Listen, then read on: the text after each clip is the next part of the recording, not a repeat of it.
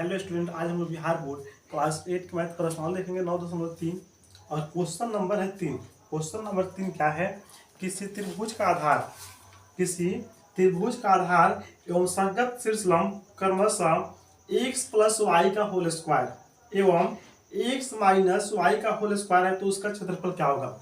यहाँ पे किसी त्रिभुज का आधार और उसका संगत शीर्ष लंब यानी कि उसका ऊंचाई दिया हुआ है तो उसका क्षेत्रफल निकालना है। उसका क्षेत्रफल क्या होगा? तो सबसे पहले यहाँ पे लिखेंगे, यहाँ पे लिखा गया है प्रश्न से। क्वेश्चन नंबर 3 है प्रश्न से। प्रश्न क्या बोला है? प्रश्न बोला है त्रिभुज का क्षेत्रफल ज्ञात करने के लिए। तो त्रिभुज का क्षेत्रफल क्या होता है? त्रिभुज का क्षेत्रफल बराबर होता है 1/2 गुना आधार गुना ऊंचाई। ऊंचाई शीर्ष लंब को ऊंचाई कहते हैं। तो इसमें प्रश्न है आधार एवं संगत शीर्ष लंब क्रमशः x प्लस वाई का होल स्क्वायर। जो आधार है यहाँ पे लिखेंगे 1/2 और आधार जो है वह है x प्लस वाई का होल स्क्वायर। अब यहाँ पे गुना है तो गुना देंगे और ऊंचाई जो है वह है x माइनस वाई का होल स्क्वायर। तो यहाँ पे लिखेंगे x माइनस वाई का होल स्क्वायर। अब यहाँ पे बराबर का चिन्ह देंगे। अब यहाँ पे क्या करेंगे? यहाँ पे x प्लस वाई का होल स्क्वायर है और यहाँ पे x माइनस वाई का होल स्क्वायर है। तो यहाँ पे क्या करेंगे? यहाँ पे बराबर का चिन्ह देंगे। 1/2 है तो 1/2 लिखेंगे गुना x प्लस वाई का whole square a plus b के होल स्क्वायर पे इसको सजा देंगे। यहाँ पे क्या हो जाएगा? यहाँ पर होगा x square plus 2xy plus हो जाएगा वाई स्क्वायर। यहाँ पे गुना का चिन्ह देंगे और ब्रैकेट में लिखेंगे x माइनस वाई का होल स्क्वायर। तो यहाँ पर क्या होगा? यहाँ पे होगा x स्क्वायर और यहाँ पे लिखेंगे माइनस 2xy और प्लस लिखेंगे वाई स्क्वायर। अब यहाँ पे ब्रैकेट में है x स्क्वायर प्लस 2xy प्लस वाई स्क्वायर और यहाँ पे x square minus 2xy plus है वाई स्क्वायर। अब क्या करेंगे? यहाँ पर लिखेंगे 1/2। अब यहाँ पर इस x स्क्वायर से ये तीनों में पारा-पारी गुना करेंगे। तो x स्क्वायर से x स्क्वायर में गुना करेंगे तो दोनों का जो घात है, जो पावर है, वह जुट जाएगा। यहाँ पे x का पावर 2 और x का पावर 2 हो जाएगा x का पावर 4। ब्रैकेट में लिखेंगे x का पावर 4। इस x स्क्वायर में ये माइनस 2xy से गुना करेंगे तो प्लस माइनस माइनस होता है, माइनस लिखेंगे और यहाँ पे 2 एकम 2 होगा, x स्क्वायर और x है तो हो जाएगा एक्स क्यूब और यहाँ पे y है तो क्या लिखेंगे? y। अब इस x स्क्वायर से y स्क्वायर में गुना करेंगे तो हो जाएगा plus x square y square. अब क्या करेंगे? इस x स्क्वायर से तीनों में पारा-पारी गुना कर दिए। अब यहाँ पे जो 2xy है इससे गुना करेंगे तीनों में। यहाँ पे तो 2xy से अगर हम लोग यहाँ पे x स्क्वायर में गुना करेंगे तो हो जाएगा 2x cube Y, 2x cube Y. अब यहाँ पे 2 में ये 2 से गुना करेंगे तो प्लस माइनस माइनस होगा, 2 दूना हो जाएगा 4 और x स्क्वायर हो जाएगा और वाई स्क्वायर। अब यहाँ पे 2xy से अगर y स्क्वायर में गुना करेंगे तो हो जाएगा 2। अब यहाँ पे x है तो x और y का पावर हो जाएगा 3। अब यहाँ पे क्या करेंगे? इस y स्क्वायर से ये y स्क्वायर से तीनों में गुना करेंगे तो y स्क्वायर से गुना करेंगे x स्क्वायर में तो हो जाएगा x स्क्वायर y स्क्वायर। अब यहाँ पे इस y स्क्वायर से गुना करेंगे माइनस 2xy में तो प्लस माइनस माइनस होगा। जब गुना करेंगे तो 2 एकम 2 होगा, x और y का पावर हो जाएगा 3। अब y स्क्वायर से y स्क्वायर में गुना करेंगे तो y का पावर हो जाएगा 4। अब यहाँ पे देखेंगे, यहाँ पे जो है 1/2 है तो 1/2 लिखेंगे। ब्रैकेट में x का पावर 4 है तो x का पावर 4 लिखेंगे। यहाँ पे माइनस 2x क्यूब y है, यहाँ पे इसके पहले माइनस है और इसके पहले प्लस है तो कैंसिल हो जाएगा। अब यहाँ पे देखेंगे इसके पहले माइनस है और इसके पहले प्लस है तो ये भी क्या हो जाएगा? कैंसिल हो जाएगा। अब यहाँ पे क्या बच गया? x का पावर 4, यहाँ पे x स्क्वायर वाई स्क्वायर है, यहाँ पे x स्क्वायर वाई स्क्वायर है तो 1 और 1 हो जाएगा 2, लिखेंगे 2 x square y square. Minus क्या बचा है, माइनस है 4x² y², तो लिखेंगे माइनस 4x² y²। और यहाँ पे प्लस क्या है, यहाँ पे है प्लस y⁴, ब्रैकेट यहाँ पे देंगे।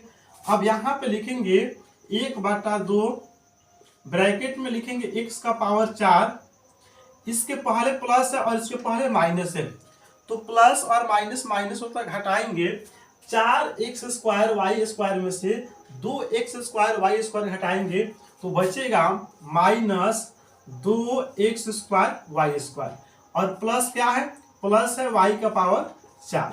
तो यहाँ पर त्रिभुज का जो क्षेत्रफल निकला वह निकला 1/2 x⁴ minus 2x² y² plus निकला y⁴। अब हम लोग देखेंगे क्वेश्चन नंबर 4। जो क्वेश्चन नंबर 4 है वह क्या है, आयत की लंबाई उसकी चौड़ाई से x + y इकाई अधिक है। आयत का लंबाई उसकी चौड़ाई से x + y इकाई अधिक है। यदि चौड़ाई z इकाई हो तो आयत की लंबाई व क्षेत्रफल के लिए व्यंजक लिखें। अगर चौड़ाई z इकाई हो तो आयत की लंबाई व क्षेत्रफल के लिए व्यंजक लिखें। तो यहाँ पे सबसे पहले लिखेंगे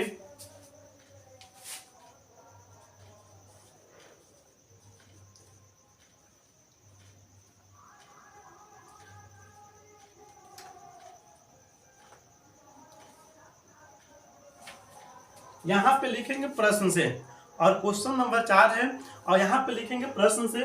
प्रश्न क्या है, प्रश्न बोला है कि यदि चौड़ाई z इकाई हो तो यहाँ पे लिखेंगे आयत का चौड़ाई, आयत की चौड़ाई लिखेंगे यहाँ पे, आयत की चौड़ाई z। तो यहाँ पे दिया है कि आयत का जो चौड़ाई है वह z इकाई है। अब प्रश्न बोला है कि आयत का जो लंबाई है वह चौड़ाई से x + y अधिक है। तो यहाँ पर लिखेंगे इसलिए आयत की लंबाई बराबर, लिखेंगे इसलिए आयत की लंबाई जो है चौड़ाई से x + y अधिक है और चौड़ाई है z। तो यहाँ पे लिखेंगे x + y, और कितना z से क्या है, चौड़ाई जो है वह z है और लंबाई क्या है, चौड़ाई से x + y क्या है, अधिक है। अधिक का मतलब प्लस होता है, प्लस का चिन्ह देंगे। तो यहाँ पे आयत का जो लंबाई निकला वह क्या निकला, x + y + z। तो इसका व्यंजक हो गया। अब फिर प्रश्न पूछा है कि क्षेत्रफल के लिए व्यंजक लिखे। तो यहाँ पे लिखेंगे आयत का क्षेत्रफल बराबर, लिखेंगे आयत का क्षेत्रफल बराबर, आयत का क्षेत्रफल बराबर होता है लंबाई गुना चौड़ाई। आयत का क्षेत्रफल बराबर होता है लंबाई गुना चौड़ाई। अब यहाँ पे लिखेंगे लंबाई, देखेंगे लंबाई है x + y और प्लस है z। ये जो है चौड़ाई है, लंबाई है, अब चौड़ाई यहाँ पे गुना का चिन्ह देंगे। चौड़ाई कितना है, चौड़ाई है z। अब यहाँ पे लिखेंगे z, अब गुना करेंगे z में x से गुना करेंगे तो यहाँ पर हो जाएगा xz, और z में y से गुना करेंगे तो हो जाएगा yz, और z में z से गुना करेंगे तो हो जाएगा z²। यहाँ पर लिखेंगे z⁴ 2। इस प्रकार आयत का जो क्षेत्रफल निकला xz + yz + z²। अब हम लोग देखेंगे क्वेश्चन नंबर 5। क्वेश्चन नंबर 5 क्या है, यदि किसी लड़की ने x + y रुपया प्रति, यदि किसी लड़की ने x + y रुपया प्रति किलो की दर से m + n किलोग्राम आलू एवं y रुपया प्रति किलोग्राम की दर से m - n किलो टमाटर खरीदे तो उसका कुल कितनी राशि देनी होगी। तो यहाँ पर कुल कितना राशि देना होगा निकालना है। तो सबसे पहले 5 नंबर क्वेश्चन है, यहाँ पे लिखेंगे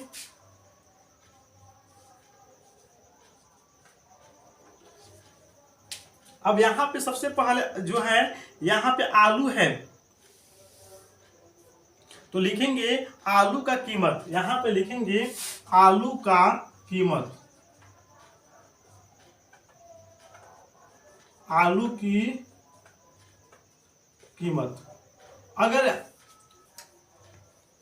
अगर एक कलम का मूल्य 3 रुपया है और 6 कलम खरीदना है, अगर एक कलम का मूल्य 3 रुपया है और 6 कलम खरीदना है, तो क्या करेंगे, इस 3 से 6 में गुना करेंगे तो जाकर यहाँ पे कलम का कुल मूल्य निकलेगा। उसी प्रकार आलू का कीमत निकालने के लिए इसका जो दर है उसमें और उसके बाद किलोग्राम में गुना करेंगे। तो यहाँ पे प्रश्न है, किसी लड़की ने x + y रुपया की दर से, तो यहाँ पे दर है x + y रुपया की दर से m + n किलोग्राम। अब यहाँ पे कितना किलोग्राम खरीद रही है, m प्लस लिखेंगे n किलोग्राम। और यहाँ पे अब क्या करेंगे, जिस प्रकार कलम का मूल्य निकालने के लिए यहाँ पे एक कलम का मूल्य 3 रुपया है और 6 कलम का मूल्य निकालने के लिए दोनों में गुणा किए हैं, उसी प्रकार आलू का कीमत निकालने के लिए यहाँ पे दर में यहाँ पे किलोग्राम से क्या करेंगे, गुना करेंगे। तो यहाँ पे लिखेंगे बराबर का चिन्ह देंगे, x में m से गुना करेंगे तो हो जाएगा mx। अब यहाँ पे x से n में गुना करेंगे तो हो जाएगा nx। अब क्या करेंगे, इस y से अगर m में गुना करेंगे तो हो जाएगा my। यहाँ पे लिखेंगे my प्लस y से अगर n से गुना करेंगे तो हो जाएगा ny। तो यहाँ पे आलू का जो कीमत है वह निकला mx plus nx plus my और प्लस में क्या आया ny। अब प्रश्न है कि यहाँ पे y रुपया प्रति किलोग्राम की दर से m - n किलोग्राम टमाटर, तो यहाँ पे लिखेंगे टमाटर का कीमत, यहाँ पे लिखेंगे y और यहाँ पे लिखेंगे m - n। अब यहाँ पे जो है प्रश्न बोला है कि y रुपया प्रति किलोग्राम की दर से m - n, तो इस m - n से गुना करेंगे तो m में y से गुना करेंगे तो हो जाएगा my और n में y से गुना करेंगे तो हो जाएगा ny।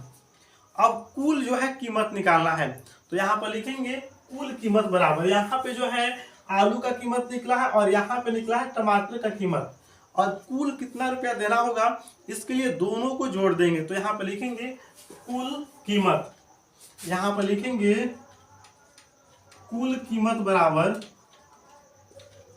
दोनों को जोड़ देंगे। यहाँ पे क्या है, यहाँ पे है mx प्लस है nx प्लस है my और प्लस है ny। इसमें जोड़ना किसको है, इसमें जोड़ना है my को, लिखेंगे my माइनस ny। अब यहाँ पर क्या करेंगे, इस ny से ny को कैंसिल कर देंगे, ny से ny कैंसिल हो जाएगा क्योंकि इसके पहले प्लस और इसके पहले क्या है, माइनस है। अब यहाँ पर है mx, तो लिखेंगे mx प्लस, इसको सजा देंगे, पहले लिखेंगे my प्लस लिखेंगे nx। अब यहाँ पर क्या है, यहाँ पे my है और यहाँ पर भी my, और दोनों के पहले प्लस है, यहाँ पर my के पहले प्लस और इसके भी पहले प्लस, तो प्लस और प्लस प्लस होगा, जुड़ जाएगा तो 1 और 1 हो जाएगा 2, तो लिखेंगे 2my और क्या बच गया nx। तो यहाँ पे कुल कीमत कितना निकला, mx plus 2my plus nx। हम लोग देखेंगे क्वेश्चन नंबर 6। जो क्वेश्चन नंबर 6 है वह है कि पिता की उम्र उसके पुत्र की उम्र के m प्लस n गुना है, यदि पुत्र की उम्र x² - y² वर्ष हो तो पिता की उम्र के लिए व्यंजक लिखिए। तो यहाँ पर पिता की उम्र के लिए व्यंजक लिखना है। तो सबसे पहले यहाँ पे 6 नंबर क्वेश्चन है, यहाँ पे लिखेंगे प्रश्न से, और प्रश्न में क्या बोला है कि पुत्र का उम्र x² - y², तो यहाँ पे लिखेंगे पुत्र का उम्र बराबर x² - y²। अब प्रश्न क्या बोला है कि पिता का उम्र उसके पुत्र के उम्र से m प्लस n गुना है, तो यहाँ पर लिखेंगे इसलिए पिता का उम्र बराबर, अब इससे m प्लस n गुना है तो क्या करेंगे, m प्लस n से गुना करेंगे पुत्र का उम्र क्या है x² - y², तो गुना करेंगे m में x से तो हो जाएगा m x स्क्वायर। यहाँ पे लिखेंगे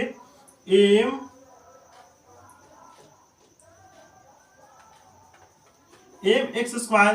अब m में y से गुना करेंगे y स्क्वायर से तो हो जाएगा m y square plus n से x स्क्वायर में गुना करेंगे तो हो जाएगा n x स्क्वायर। और उसके बाद में क्या करेंगे, n से y स्क्वायर में गुना करेंगे तो हो जाएगा n y स्क्वायर। अब क्या करेंगे, इसको जो है यहाँ पे सजा देंगे या इसी प्रकार रहने देंगे। इसका आंसर क्या आया, m x square minus 2my square plus n x square और माइनस n y स्क्वायर।